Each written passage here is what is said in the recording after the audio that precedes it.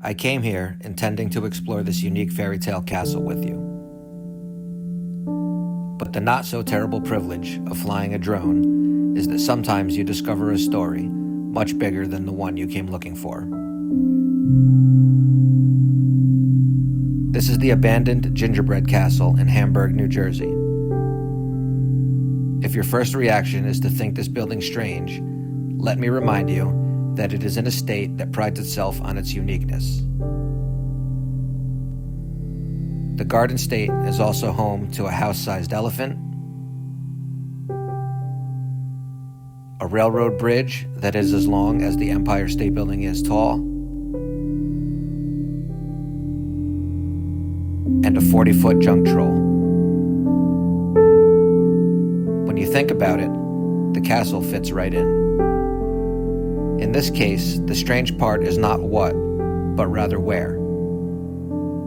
The advantage to exploring from above is that it allows you to not only see your subject, but also its surroundings. As I started filming aerials of the castle, I eventually realized something was just a bit off. I started by capturing my normal shots. Zoom-ins,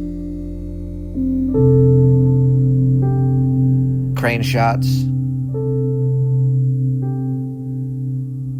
orbits, dolly shots, flybys. Because the castle has not been maintained, it was certainly mildly creepy, but it is still intact enough whereby using the imagination, one can visualize what this former amusement park may have looked like in its heyday. Looking more closely, you will see that one of the towers seems to be held up by a tree trunk. A large blueberry pie still looks fresh near the entrance. Cutouts of gingerbread men adorn the perimeter. A large shoe sits only a few yards away. Even Humpty Dumpty is still sitting on a wall. Then, it all changed. While in the middle of one of my orbit shots, a large tear in the wall of the adjacent factory building caught my eye. And I don't just mean a small crack.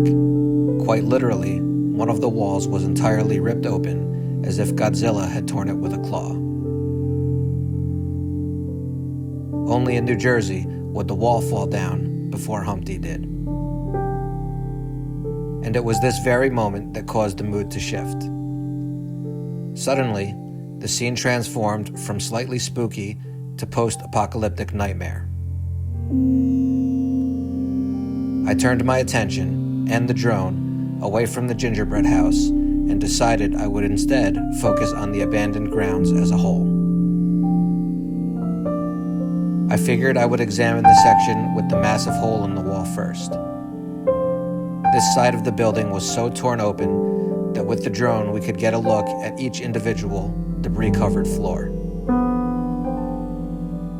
Twisted metal beams, crumbling brickwork, structural supports, and at the top, near the roof's apex, a clear view through a window to the other side of the factory. Surrounding this 5-story tower were lower-lying sections of the facility. In this area, some of the roofs had collapsed, allowing the drone a bird's-eye view of the interior. Amidst the wreckage, a small rotunda and an ornate facade still stand, showing that, oddly, this place was built not only for function, but also form. Despite the property being fenced off, colorful murals indicate that urban explorers and graffiti artists still manage to occasionally find their way in. Heading to the rear of the complex unveiled another unique area. Contrasting with the concrete and brickwork of the forward section of the grounds, this end was laden with rusty sheet metal that formed what used to be a roof.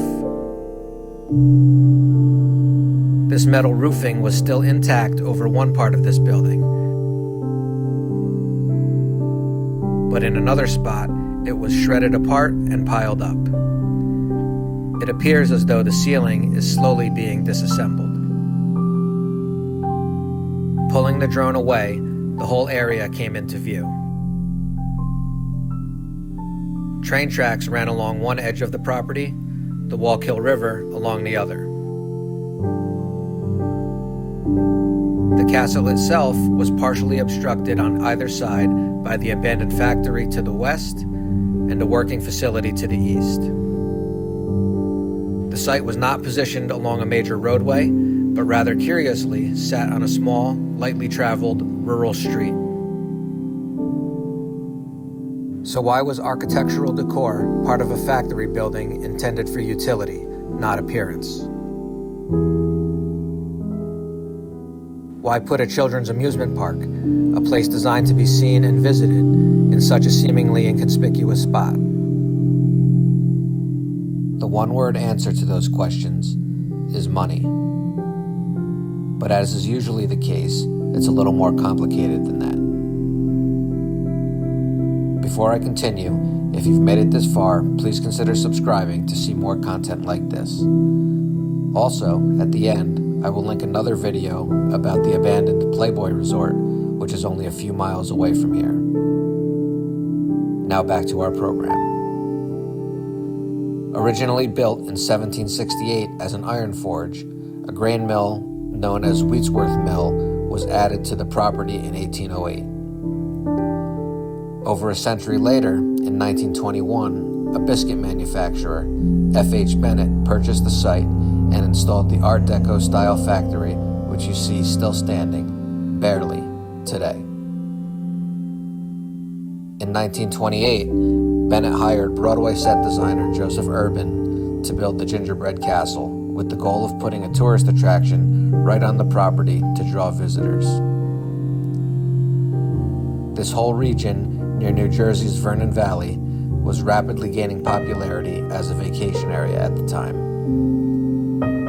So you see, while the fairytale castle on a factory site seems completely unique, the backstory is simply another capitalistic endeavor, a story we've all heard 1,000 times over.